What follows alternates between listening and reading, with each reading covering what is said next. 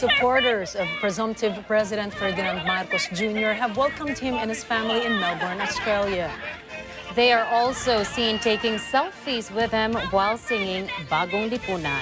More details on this later in the news. Good evening. I am CJ Hirro. And I'm Ricci, Alagao, Flores. This is Mata ng Agila International. And now for the headlines. Supreme Court asks Marcos Jr., COMELEC and Congress to comment on plea seeking to void his candidacy. Biden sells renewed U.S. leadership in first Asia trip, but North Korea nuclear fears loom. Rare monkeypox cases detected in North America and Europe. 500,000 flee as floods wipe out villages in India. And meet Dr. Taylor Swift. Pop star receives honorary degree from New York University.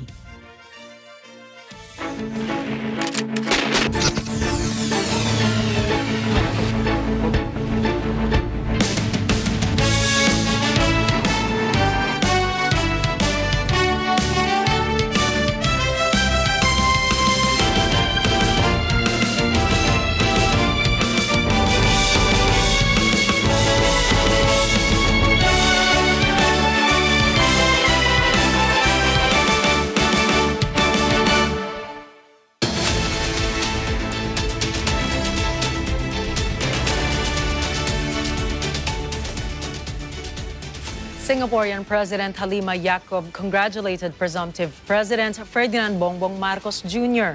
on his victory in the recently concluded national and local elections. In a letter to Marcos, the Singaporean leader invited Marcos for a state visit to Singapore. She told Marcos that Singapore and the Philippines share a warm and long-standing relationship underpinned by strong economic cooperation and robust people-to-people ties. In a letter dated May 14, President Yacob recalls how the Filipino people extended their warm and gracious hospitality to her during a state visit to the Philippines in September of 2019. The Singaporean leader added that she looks forward to working with Marcos to strengthen the friendship between the two countries. In inviting Marcos for a state visit, President Yacob said she wishes the presumptive president every success in steering the Philippines to greater heights. Meanwhile, Singaporean Prime Minister Lee Hsien Loong said Marcos's victory shows the people's strong support for his leadership and vision for the country.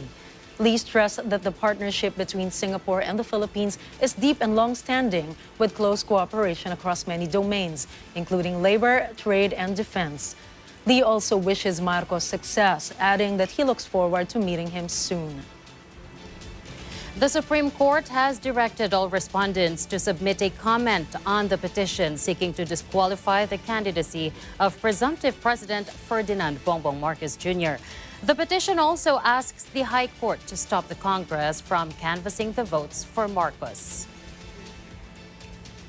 The Supreme Court en banc did not issue a temporary restraining order or TRO, but called on the Commission on Elections, the Senate of the Philippines, the House of Representatives, and Marcos to submit their comment on the matter within 15 days from notice. Earlier, the petitioners asked the Supreme Court to cancel and nullify Marcos's certificate of candidacy, alleging that he perjured by saying he is qualified to run for the position. Nevertheless, the COMELEC unanimously junked the charges a day after the elections. The Congress is set to convene next week to canvass the votes for President and Vice President. A group of martial law victims earlier elevated to the highest court their opposition to the candidacy of presumptive President Ferdinand Bongbong Marcos Jr. Part of their petition is the issuance of an order restraining Congress to canvass the votes intended for Marcos. What will happen if the Supreme Court favors their plea? Here's Mayan Corvera to give the Senate leadership stand on the matter.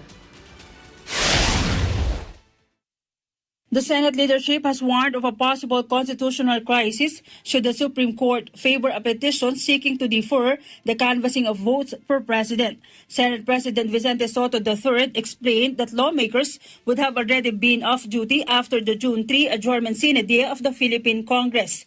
If there would be a delay and the canvassing would be deferred after June 3, the Congress sitting as the National Board of Canvassers could no longer convene to exercise their mandate. Thus, Soto is puzzled as to what would happen on July 25 when the 19th Congress formally opens and the President or Vice President has not been proclaimed. Senate Minority Leader Franklin Drilon, on the other hand, doubts if the petition before the Supreme Court will prosper. As a former Justice Secretary, Drilon said the Supreme Court does not meddle with the Congress and its constitutional duty to canvass votes and proclaim the winning president and vice president. Senator Cynthia Villar believes the petitioner just wanted to cause delay. She said the petition has no basis since the Commission on Elections ruled with finality on all disqualification charges against presumptive President Marcos. Yung disqualification case niya, tapos na lahat. Bakit may ganito pa? Siguro trying to delay lang. This is Mean Corvera reporting for Mata ng Agila International. Trusted, connected, on point. Albay Representative Joey Salceda said the incoming administration of Marcos should focus on addressing agricultural smuggling in the country. Seeing agri-smuggling as a big problem, Salceda wants presumptive President Bongbong Marcos Jr. to stop it. He said that for the first 100 days, the Congress is not in session, and at least for the next 24 days that Marcos is in the position, he, as the president, can change or set some of the tariffs. He also promoted some amendments to the special safeguards law, such that the safeguards will still apply whether imported goods are smuggled or not. The Senate already investigated the proliferation of smuggled agricultural products on the market, saying that at least 4 of the alleged players in vegetable smuggling are protected by politicians. Salceda has always been very vocal against the proliferation of agricultural smuggling in the country. He even said the National Bureau of Investigation should be more involved in pursuing cases against smugglers. Filipinos in Australia were delighted to see the presumptive Vice President Ferdinand Bongbong Marcos Jr. and his family, who are spending a private time in Melbourne. Although there was no formal assembly, Filipinos volunteered to guard outside the hotel where Marcos and his family are staying. The presumptive president did not fail his kababayans and spent time greeting and talking to them. In the video, Marcos can be heard thanking the Filipinos for their support. A Filipino was also seen talking with Marcos's wife, attorney Elisa Araneta Marcos, and telling her how they love and support the Marcoses, especially the next president of our country. The people are cheering and laughing as they convey their support to Marcos. There is a looming supermajority in the Senate as only one opposition bet among the senators-elect got proclaimed on Tuesday. Here's Mean Corvera to walk us through the composition of the Senate in the 19th Congress. A supermajority in the Senate is expected following the proclamation of 12 senators who won the May 9 senatorial race. The majority of the senators who still have 3 years left in their term are allies of President Rodrigo Duterte and are supportive of presumptive President Ferdinand Bongbong Marcos Jr. Among them are Senator Cynthia Villar, Ronald De La Rosa, Francis Tolentino, Christopher Bongo, Lito Lapid, Pia Cayetano, and Amy Marcos. Supreme Court na magde-decide nun. Siyempre tayo, supportive tayo kay BBM. Pero hindi natin kontrolado Supreme Court. Incoming senators who are for Marcos administration include Senator Mark Villar, Jinggoy Estrada, Loren Legarda, Miguel Zubiri, Sherwin Gatchalian, Joel Villanueva, Francis Escudero, and Robin Padilla. Sana, bilang ang bagong Pangulo natin ay Marcos, doon niya damputin kung saan iniwan ng kanyang ama. At yun ay ang parliamentary form of government. Even Senator Raffy Tulfo wants to align himself with the majority bloc. Ang gusto ko talaga ay mapunta sa majority. Why majority? Because I know, kapag sa majority ako, mas madali ko po may susulong yung mga batas na gusto kong ipapanukala, ipapasa. mas marami po akong magagawa sapagkat makakuha po ako ng cooperation sa mas nakakaraming miyembro ng Senado. Senator Francis Tolentino said the composition of the 19th Congress will be refreshing since some of them are returnees and majority are still young and fresh ideas. Tolentino assured the public that even if they're allies of the administration, they will exercise checks and balances over the executive branch and act as fiscalizers in the government. The Senate has always been considered as an independent institution. May kanya-kanyang pananaw yan at kahit po naman naka-align sa administrasyon, makikita mo naman ang mga miyembro ng Senado kahit anong sabihin ay tumutulig sa nagiging fiscalizer kahit po kulang na lang po minsan kalabanin pa yung kahit yung katabi niya. Meanwhile, there are speculations of a four-way race for Senate presidency. Aside from Senate Majority Leader Juan Miguel Zubiri and Senator Cynthia Villar, Senator Chis Escudero and Aimee Marcos may also be considering the post. But Senator Villar said it's too early to discuss the matter. Naman kami qualified. Okay lang. Siyempre, mayroong kakampi. Talagang ganun. Whoever the next Senate President will be, Tolentino believes he or she has the capability to unite the senators and push for the passage of laws that help the country prosper. Lahat pwede maging Senate President. Pero mainam po yung makakapag-unite.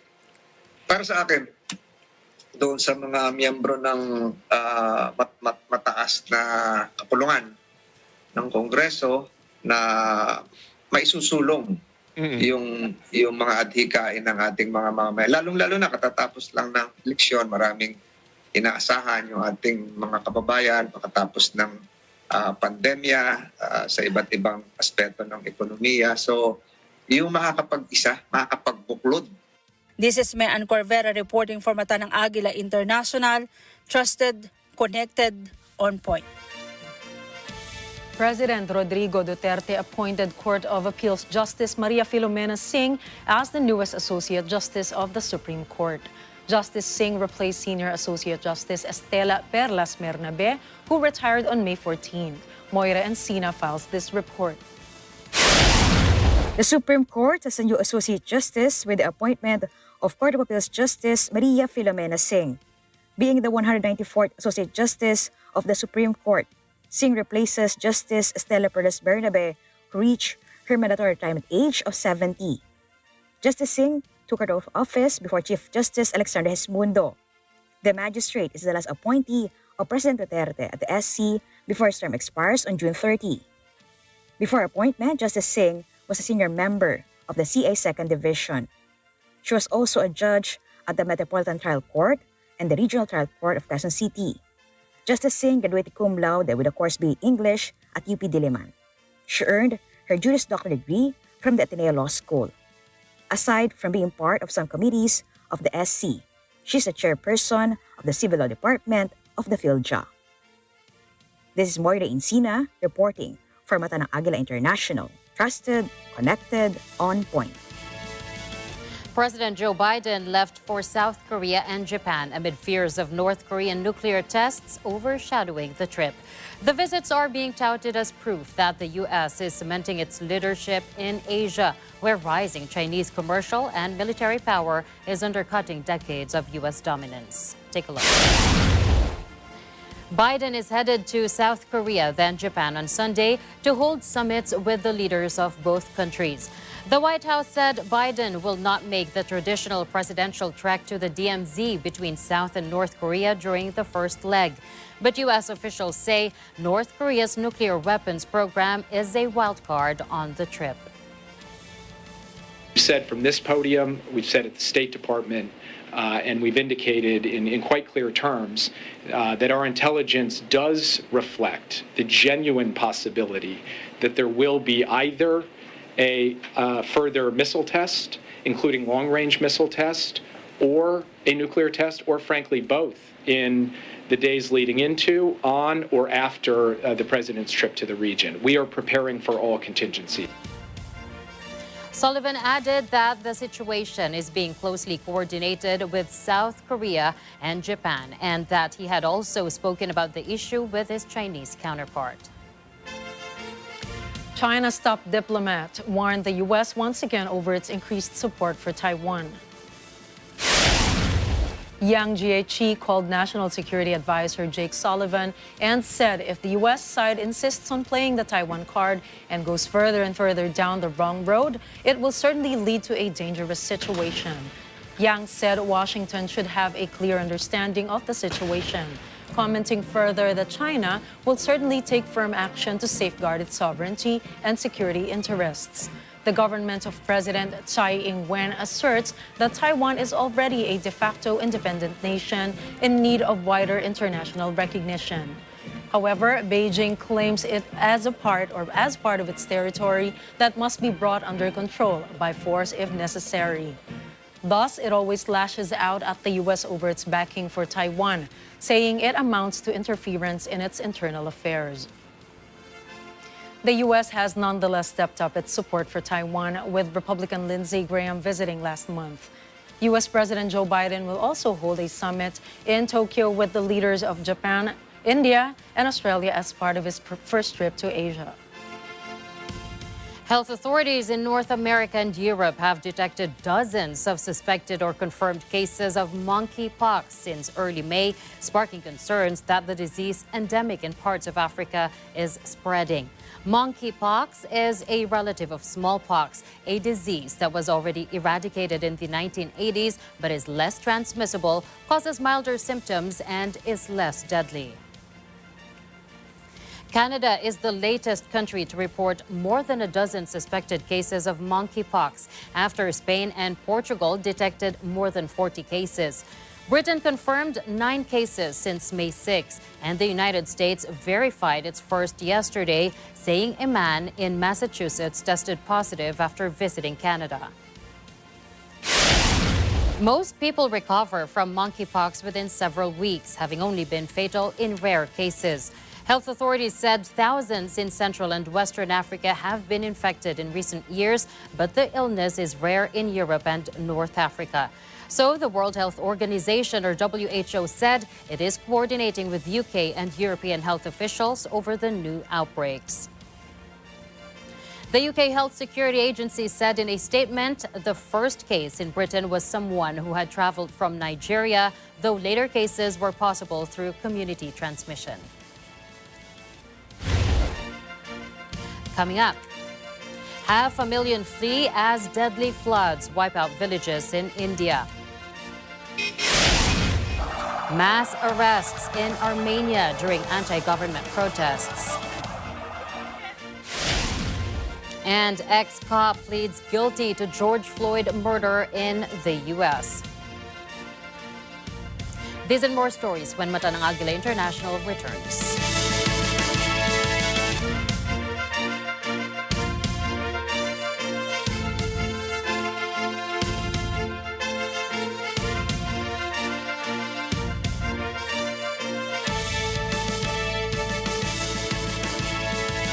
This Ilan po ito? Magli po, ang tuyo. Ilan ba ito, sir? Sige po, sukle.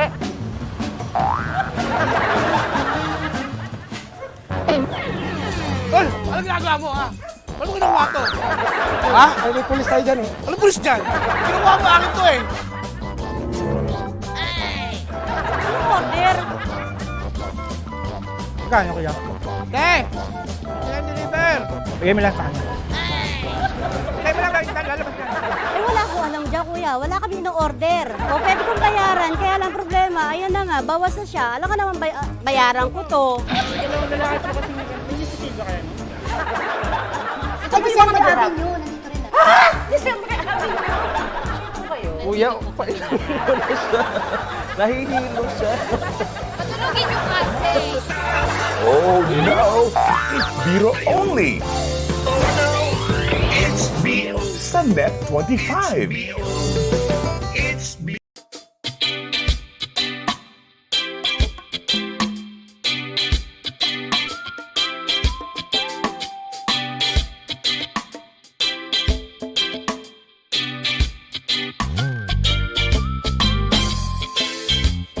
Namin ang iyong mga sakripisyo.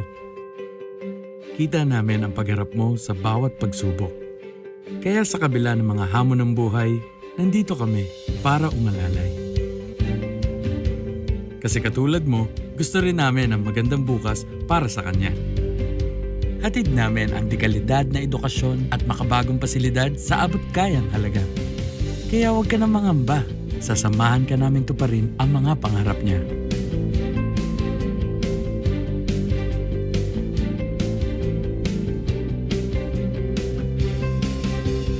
Maaasahan mong sulit dito ang mga pinagsikapan mo.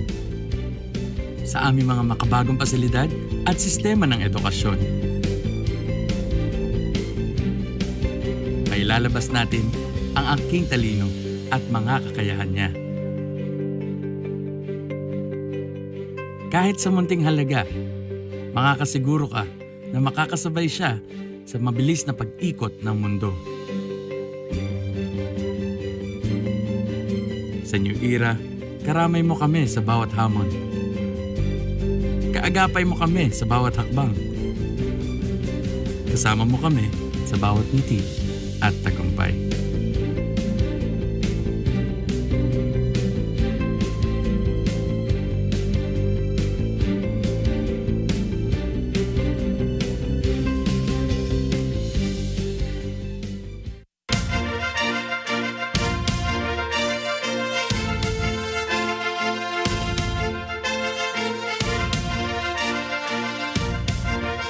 We continue with the news here on Agila International. G7 partners meet today, hoping to find a solution for Kiev's budget troubles as the fallout from Russia's conflict with Ukraine continues to impact the global economy. Finance ministers from the group of 7 industrialized nations are holding talks in Western Germany to coordinate their response. In a speech in Brussels, U.S. Treasury Secretary Janet Yellen said the bilateral and multilateral support announced so far will not be sufficient to address Ukraine's needs, even in the short term. The war has blown a hole in Ukraine's finances as tax revenue dropped sharply, leaving it with a shortfall of around $5 billion a month. The United States has forged ahead with a $40 billion aid package to fill Kiev's coffers with military stores. But domestically, the world's top economy is faced with soaring inflation. Fears are also mounting that the U.S. could dip into recession. Ahead of the meeting, the European Union also proposed to boost its aid to Ukraine by up to 9 billion euros. Announcing the new funding, European Commission President Ursula von der Leyen said it is time to think about rebuilding Ukraine whenever the war ends, adding the EU has a strategic interest to support the effort. Russia said it is using a new generation of powerful lasers in Ukraine to burn up drones, deploying some of Moscow's secret weapons to counter a flood of Western arms. Little is known about the specifics of the new laser, but Putin described one called Peresvet. In a press conference in Moscow, Yuri Borisov, the deputy prime minister in charge of military development, told that Peresvet is already being widely deployed and it could blind satellites up to 1,500 kilometers above the Earth.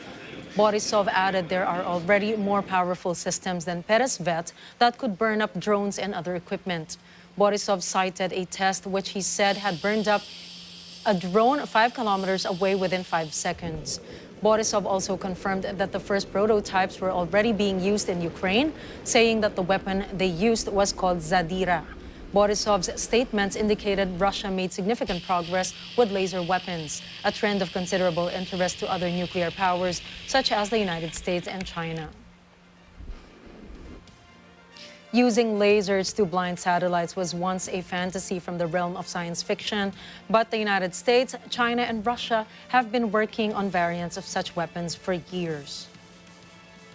In a speech in Dallas about Russia's war in Ukraine, former U.S. President George W. Bush called the invasion of Iraq unjustified and brutal in a significant slip of the tongue. But the former U.S. president realized the mistake and corrected himself right away. Apparently, he was referring to the war in Ukraine. Bush ordered the invasion of Iraq in 2003, where 200,000 people died and thousands were displaced. The result is an absence of checks and balances in Russia and the decision of one man to launch a wholly unjustified and brutal invasion of of Ukraine. Iraq, anyway. 75.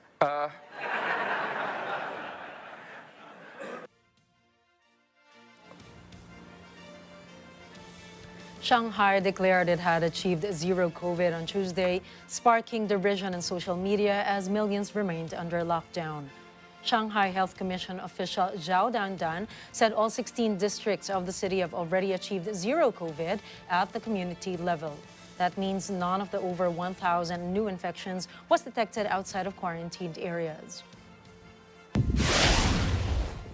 Social media erupted in disbelief at the gap between official statements and the reality of life under an enduring lockdown. According to official figures, more than 3.8 million people are officially still under the strictest forms of lockdown in Shanghai. Meanwhile, airlines resumed domestic flights out of Shanghai this week after nearly all routes out of the city were suspended during the outbreak. People are only allowed to leave Shanghai after receiving permission and taking multiple COVID tests.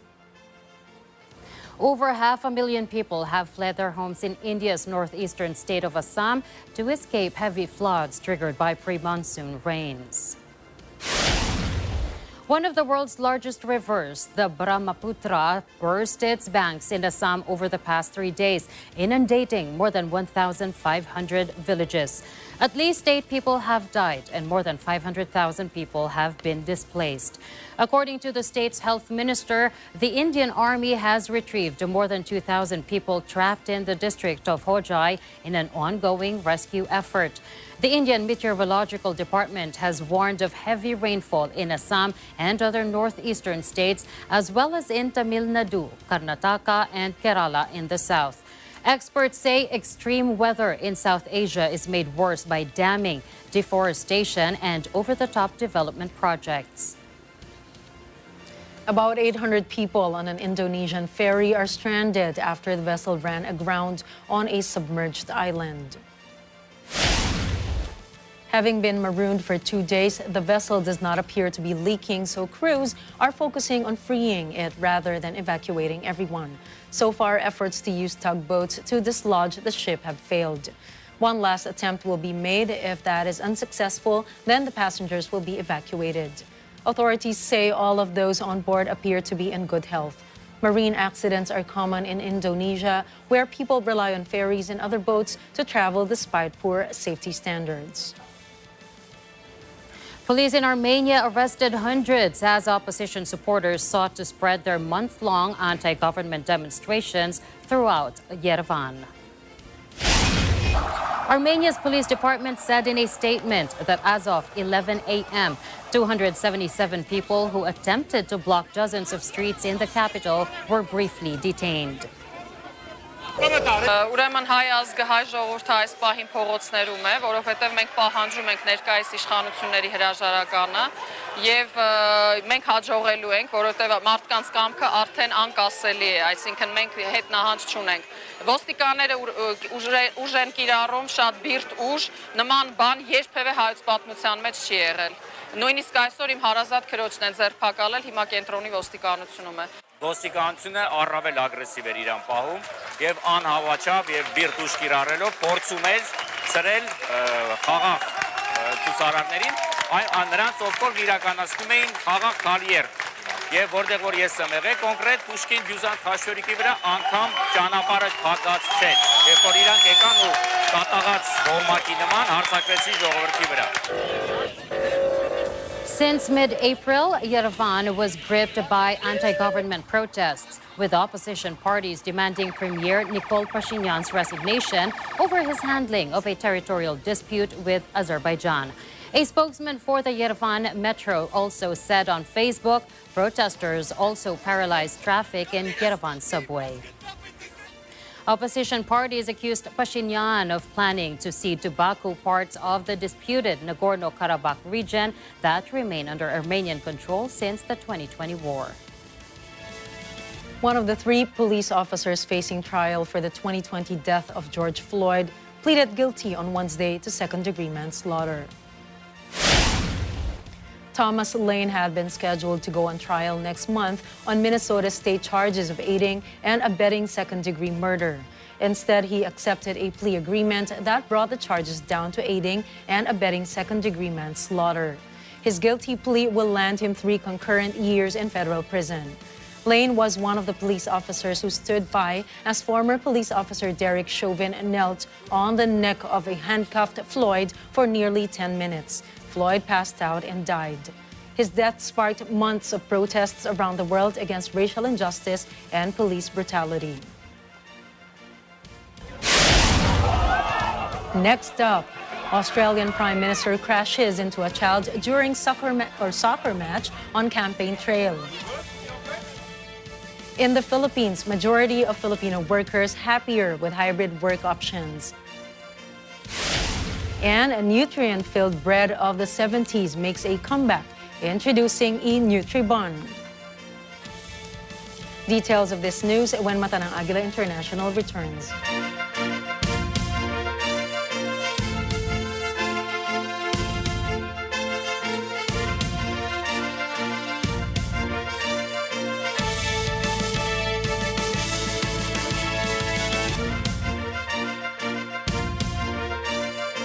Hello, Bidarkadas! Oras na naman para sa isang do-good and feel-good Saturday night. O nga pala, may mga kasama akong co-hosts tonight. Pumagaspas na tayo at panoorin ang makukulay at free-flying birds ng Majestic Wings Philippines. Imbis na magmukmuk dahil sa sakit na psoriasis, ginawa niya pa itong inspirasyon sa kanyang journey in creating the perfect skincare product. Itatambok din natin ang isang bike shop owner na naging viral sensation dahil sa kanyang kabutihang ipinakita sa isang 87-year-old na lalaki. Ako po ang inyong host, Aga Mulak, na nagpapaalala sa inyo, you can be the hero that someone needs. Dito lang sa Bida Kayo kay Aga.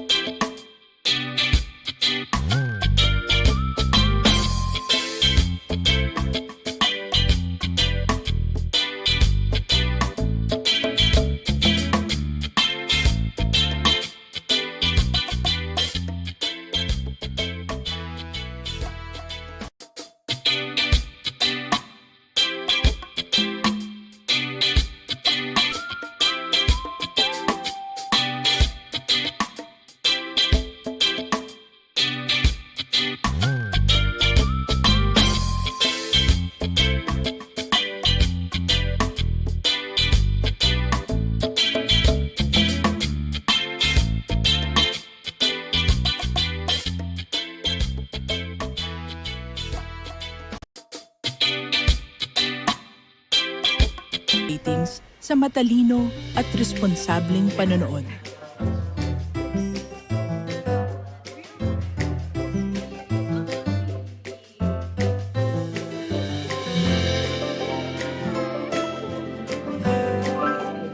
Sa tamang pagsunod sa MTRCB ratings, ginagawa nating ligtas at makabuluhan ang panonood ng bawat miyembro ng pamilyang Pilipino. Lumipas man ang panahon, hanggang may pamilyang Pilipino, andyan ang MTRCB.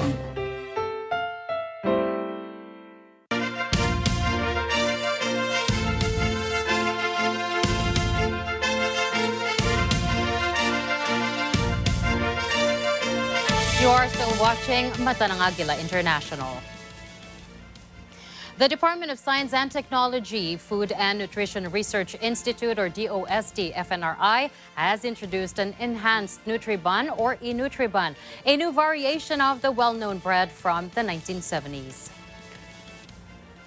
In a Facebook post, the R&D and International Linkages Program Management Center of DOST Regional Office 1 said the FNRI is conducting research to make e-Nutribun. Now, the FNRI has come up with 2 new flavors for the e-Nutribun, orange and purple sweet potato, saying the e-Nutribun does not contain artificial coloring and flavoring to ensure its healthy quality. Nutribun was developed by the United States Agency for International Development in the 1970s to overcome malnutrition in the Philippines. These were distributed for school feeding programs. E-Nutribun weighs 165 grams and contains 502 calories, 17 grams of protein, 6 milligrams of iron, and 384 micrograms of vitamin A, which is 96% of the recommended dietary intake.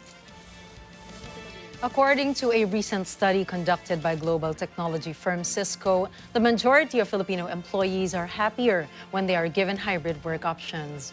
However, they believe only less than 30% of companies are very prepared for this.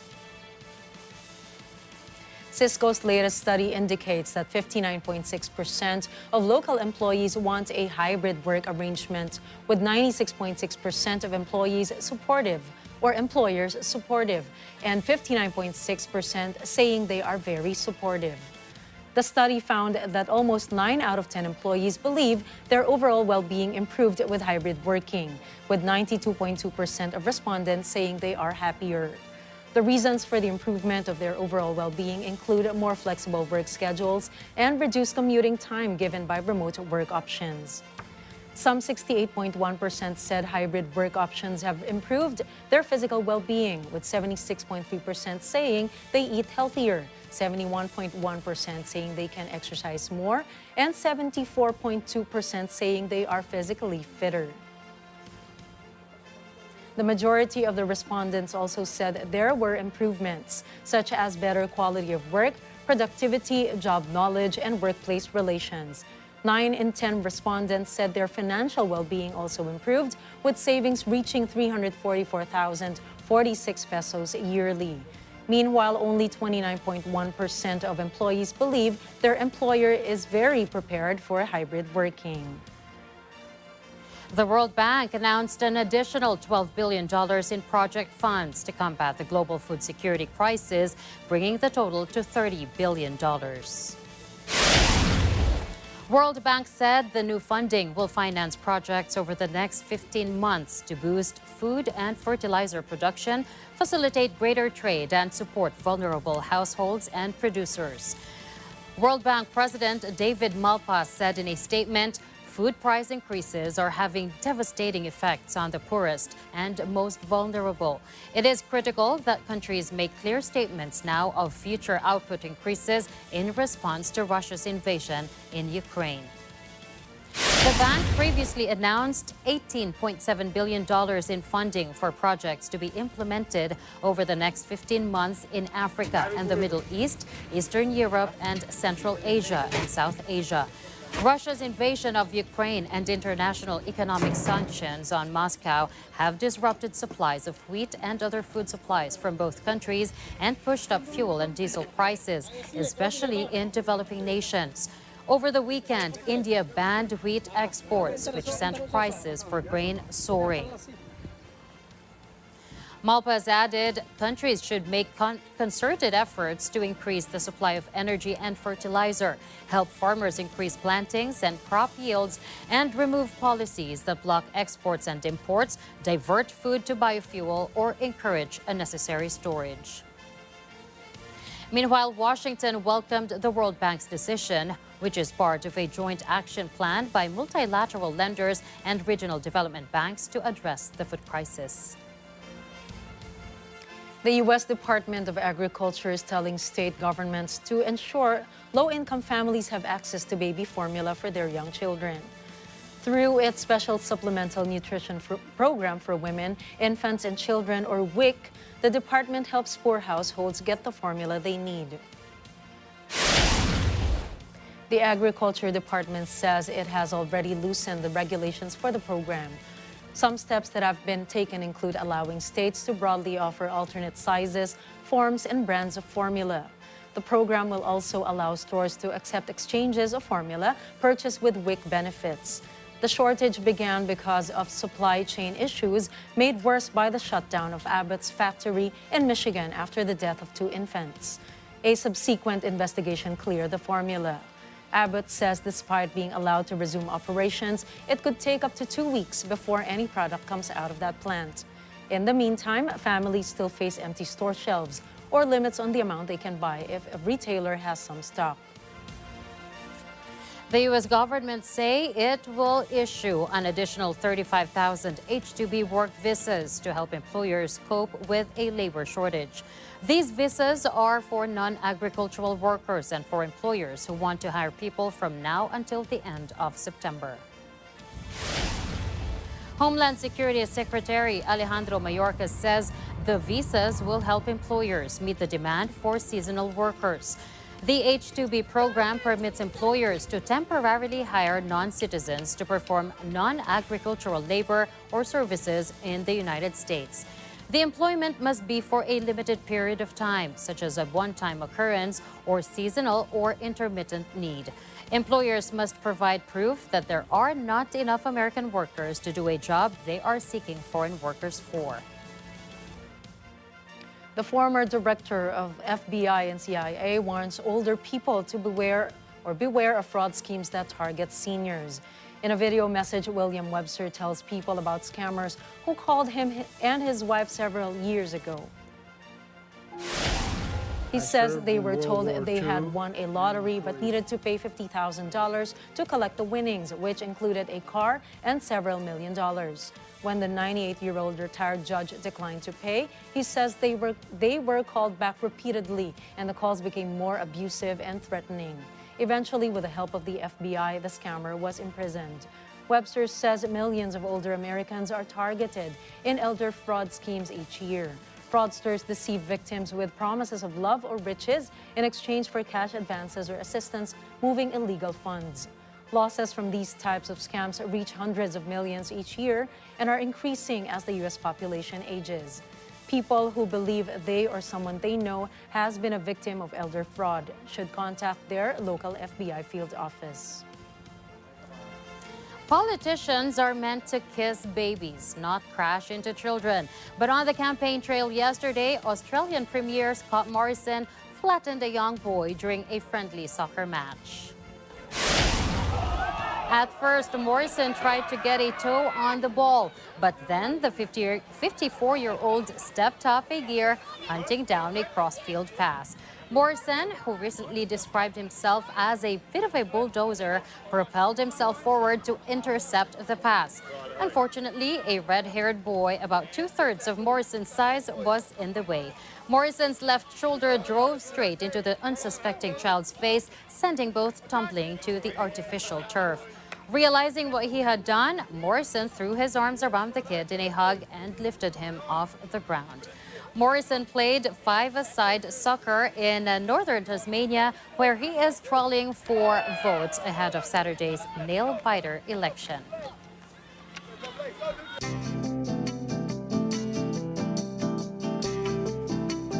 We all know someone with a trashy fashion sense, but this environmental activist is proud to walk the streets wearing garbage. Rob Greenfield is wandering in and around Los Angeles in a specially designed suit. With just a few days left to go in his 30-day challenge, Greenfield is wearing around 28 kilograms of rubbish generated from the drinks, snacks, and meals he has consumed. It's all part of a plan to show just how much we unthinkingly throw away every month. Greenfield said he started to literally feel the burden of consumerism on day 12, noting that the average person in the U.S. creates over 2 kilos of waste per day. The sight of a man wearing garbage as he wanders through upmarket parts of LA raises some eyebrows, but he says most people are interested in learning more. People can understand this message, and it helps me to really reach people from all walks of life. Now, there are some people who think that I'm someone who's experiencing homelessness or that I have a mental health issue. But for the most part, people have just been really positive, very inspired.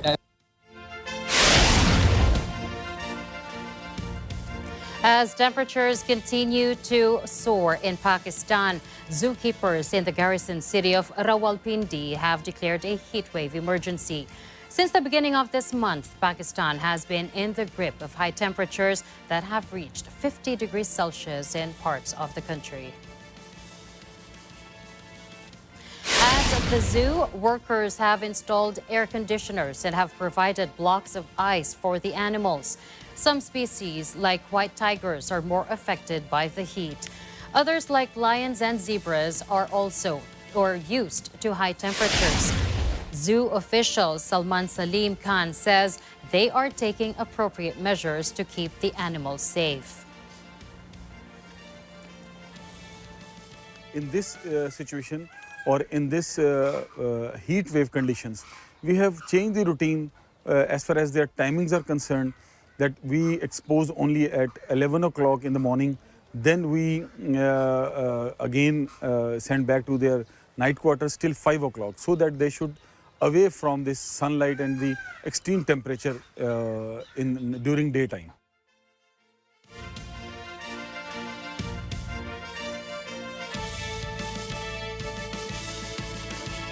Up next, world's tallest building engulfed as sandstorms hit United Arab Emirates. Catch the latest update on Pinoy athletes on the 7th day of Southeast Asian Games. And meet Dr. Taylor Swift. Pop star receives honorary degree from the New York University. Catch these stories when Mata ng Agila International returns.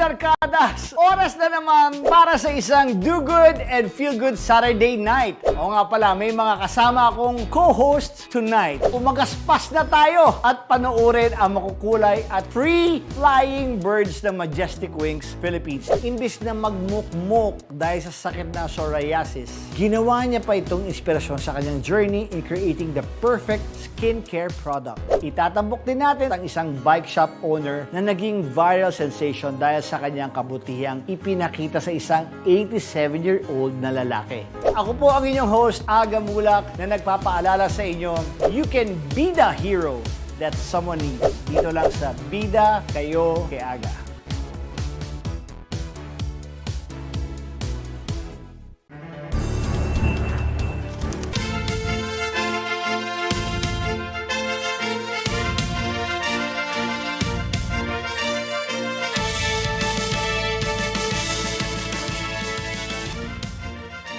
This is Mata ng Agila International. We continue with the latest news from abroad.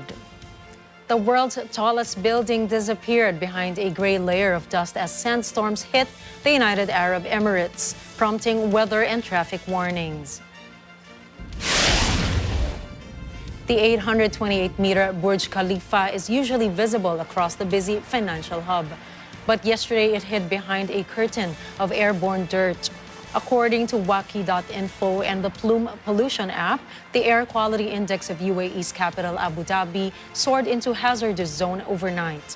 Thus, drivers were reminded to be cautious due to low visibility during high winds and dust.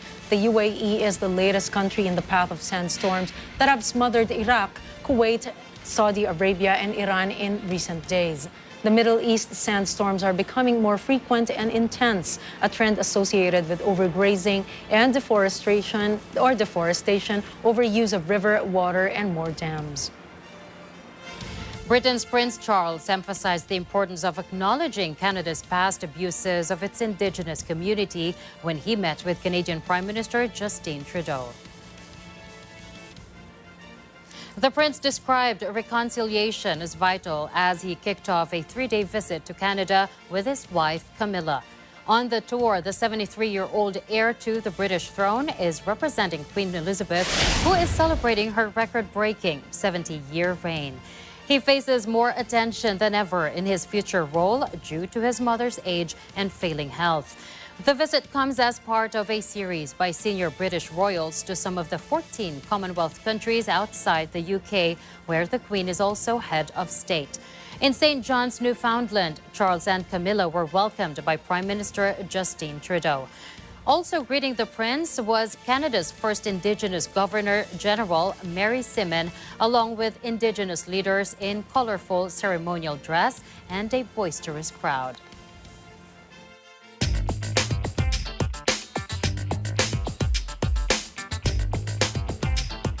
Elon Musk spent a day on Twitter announcing his political switch from Democrat to Republican, trashing the ESG and replying to several users of the social media website he's agreed to buy. Meanwhile, his supercar company, Tesla Incorporated, sank to the lowest level this year, wiping $12.3 billion from his wealth, while Twitter further extended its slide. Musk has lost $49 billion since launching his bid for Twitter last month, partly as the wider market tumbled and as some investors in Tesla grew concerned over how he'd fund his offer for the social media giant. Shares in Chinese tech giants plunged this morning after Tencent reported lackluster profits. This fueled wider concerns for a grim earnings season as China's economic outlook worsens. Tencent's Hong Kong-listed shares plunged more than 8% in early trading before paring losses slightly a day after it posted its slowest revenue gain since going public in 2004. Tencent's revenue came in at 135.5 billion yuan, or $20.1 billion for the 3 months ended March, putting year-on-year growth at nearly zero and setting a record low for the company's quarterly revenue gain. The sell-off came despite Chinese leaders recently hinting that an 18-month regulatory crackdown on the tech sector may ease. Premier Li Keqiang on Wednesday expressed support for digital economy companies and their public listings, according to state broadcaster CCTV. But in a conference call with reporters after announcing the results, Tencent President Martin Lau warned that Beijing's latest show of support for the tech sector would take time to bear fruit.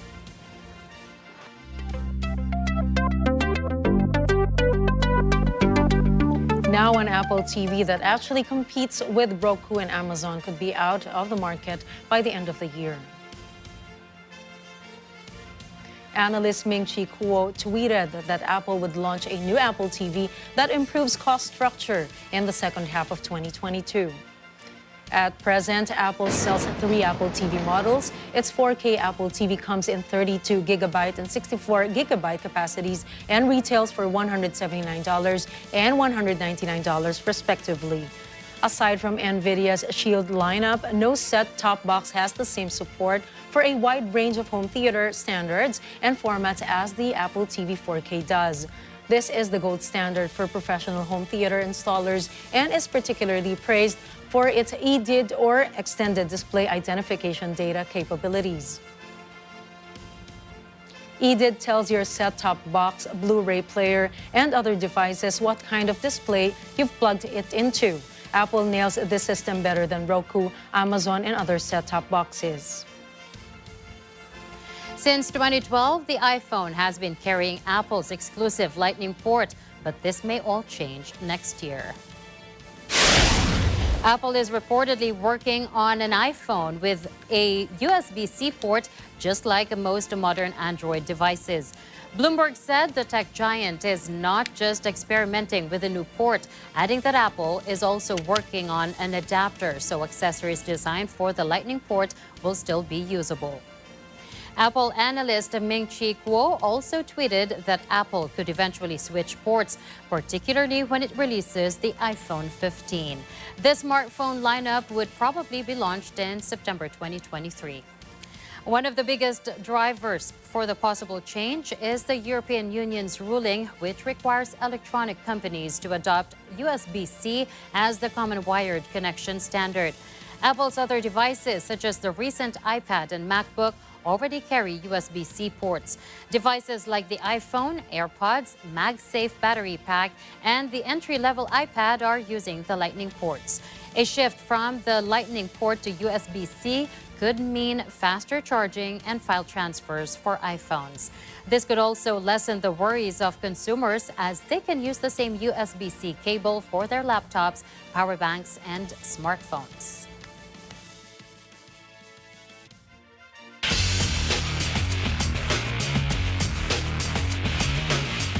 The medal rush continued for Philippines as the team reaped 39 golds, 55 silvers, and 77 bronzes for a total of 171 medals in the 31st Southeast Asia Games in Vietnam.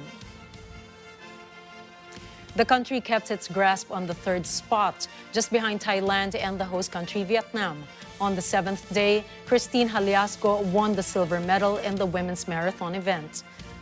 The Philippine judokas also contributed to the national team's medal collection when Rina Furukawa bagged the country's first gold in judo as she ruled the women's 57-kilogram event. Keisei Nakano also snagged a silver against Indonesia's Iksan Apriyadi in the men's 73 kilograms. The Philippine men's bowling team, composed of Christian Dichanco, Ivan Malig, Patrick Nuki, and Mervin Tan, also delivered another gold for the Philippines. Jeneline Olsim bagged the first medal in Vovinam with a bronze in the women's 55-kilogram division. Christine Haliasco took home a silver medal in the women's marathon event.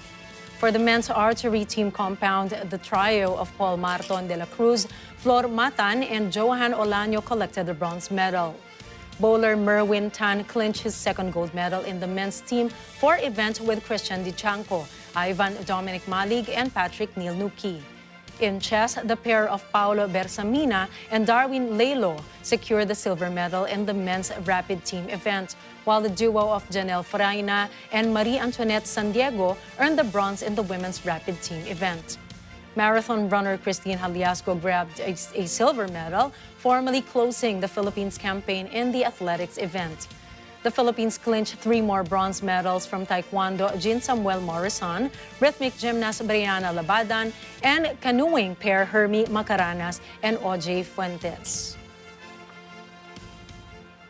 While the 9 competing Filipino boxers were assured of a bronze medal as they advanced to the semifinals of their respective divisions.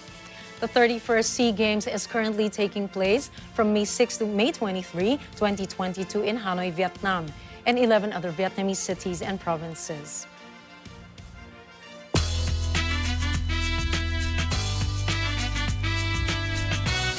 Well, Johnny Depp and Amber Heard news now. Johnny Depp was reported to have grabbed his then-wife Amber Heard by the hair and repeatedly struck her in the face during a heated argument about a month after their marriage, Whitney Henriquez, Heard's sister, said in open court. Heard also punched Depp during the March 2015 fight at their Los Angeles penthouse. Henriquez told the court as she testified at the high-profile defamation case between the celebrity couple. Henriquez added the Pirates of the Caribbean star sought to have her sign a non-disclosure agreement after the incident, but she declined to do so. Depp filed a suit against Heard over an op-ed she wrote for the Washington Post in December 2018, in which she described herself as a public figure representing domestic abuse. Though Heard did not name Depp in the op-ed, he sued her for implying he was a domestic abuser and is seeking $50 million in damages. Heard countersued for $100 million, claiming she suffered rampant physical violence and abuse at his hands. Depp, during his 4 days on the witness stand, continued to deny ever striking Heard and claimed that she was the one who was frequently violent. Meanwhile, after Depp disclosing that he was asked to resign from his role as a Gellert Grindelwald in the Fantastic Beasts franchise, Heard also confirmed under oath that her starring role in Aquaman 2 has been drastically diminished. Rosemary Trapp, the last surviving daughter of George and Maria Von Trapp, passed away at 93 in her Vermont home. Their family inspired the classic musical The Sound of Music. Rosemary, born in Salzburg, Austria, on February 8, 1929, was the eldest child of George and Maria. In an Instagram post, the Trapp family confirmed that Rosemary passed away peacefully, saying she was in the presence of loved ones all day long. The Trapp family requested for privacy as they take time to process their loss and prepare to celebrate the life of an amazing woman, said the statement, which was signed Johannes, Lynn, Christina, and Sam Von Trapp. Meet Dr. Taylor Swift. Yes, you heard that right. American singer Taylor Swift received her honorary doctorate of fine arts, honoris causa, from New York University. The Grammy Award-winning singer was selected as the speaker for NYU's class of 2022 for her barrier-breaking accomplishments in music, which included a successful transition from country to pop to the alternative scene, as well as her fearless challenge of industry stereotypes, her philanthropy, and advocacies. Donned in a purple doctoral gown and cap, Swift delivered her speech to a packed audience at the Yankee Stadium. The Evermore artist told NYU graduates that everything will be all right, resonating the sentiments of her smash hit single, Shake It Off. Swift ended her speech with the message, "Hard things will happen to us. We will recover. We will learn from it." It's remarkable that earlier this year, Swift was the subject of a half-semester curriculum course at NYU, where its curriculum gave a close analysis of both Swift's songwriting and career during the fastest evolving time in music history. Now, this was the first college degree for Swift, who performed on concert tours while in high school.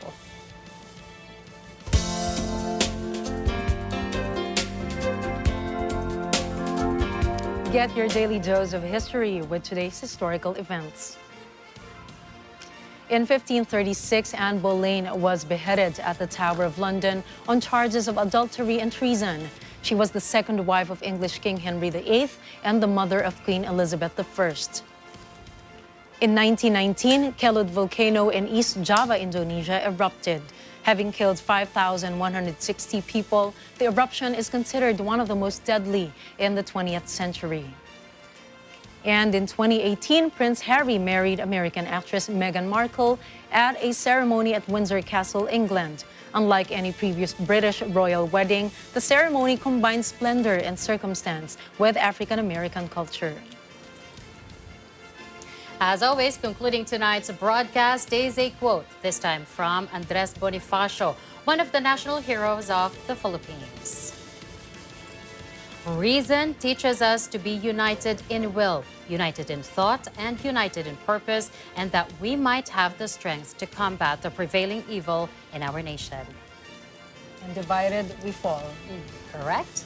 And that's a wrap for tonight's news. Catch the latest updates on our social media channels. I'm CJ Hirro. And I'm Nina Ricci, Alagao, Flores. This is Mata ng Agila International. Trusted, connected, on point.